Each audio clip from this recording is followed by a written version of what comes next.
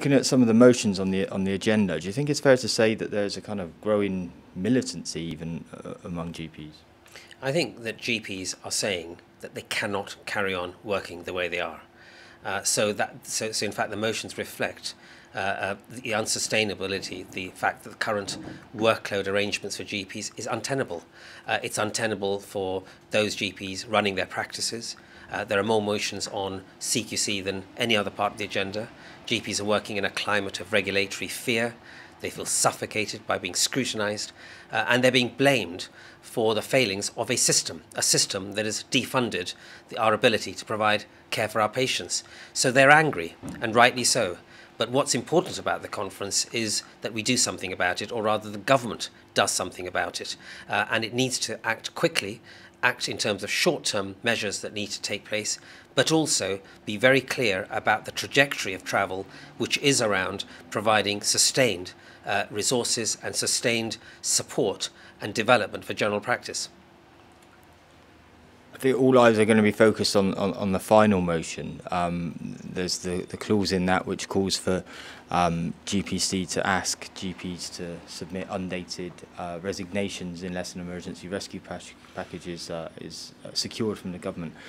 Do you think that proposal is a realistic tactic in order to try and get what's needed from government? What that motion's asking for is for the government to implement a rescue package within 6 months, and that is the focus of our efforts to make sure that we do rescue general practice from its current unsustainable, fragile state.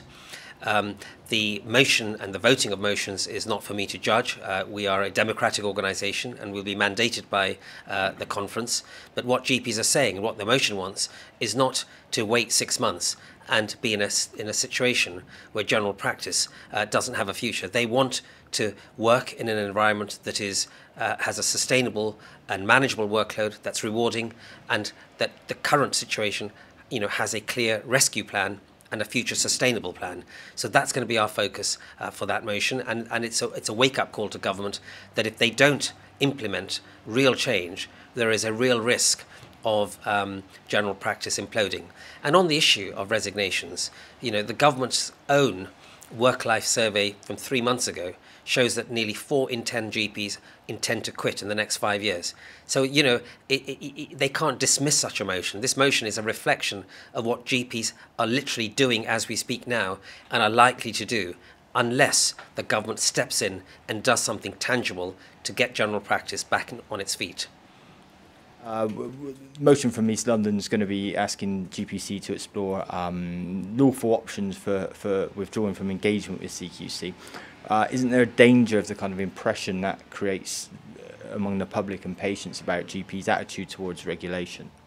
Yeah, GPs are not against ensuring safety for patients, but what we have is a disproportionate, over-regulatory, over-bureaucratic, and most importantly, a threatening regime that is creating huge stress on a profession already at its lowest morale. It's taking GPs, nurses, staff away from caring for patients, and I would argue it's actually therefore damaging care for patients rather than improving it.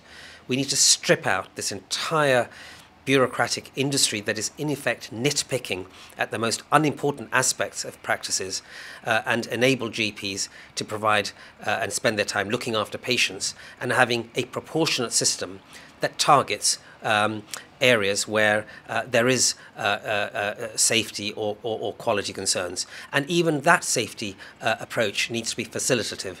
The current regime is threatening, it's simplistic, it's judgmental, and it doesn't actually address the root causes why many practices are actually struggling.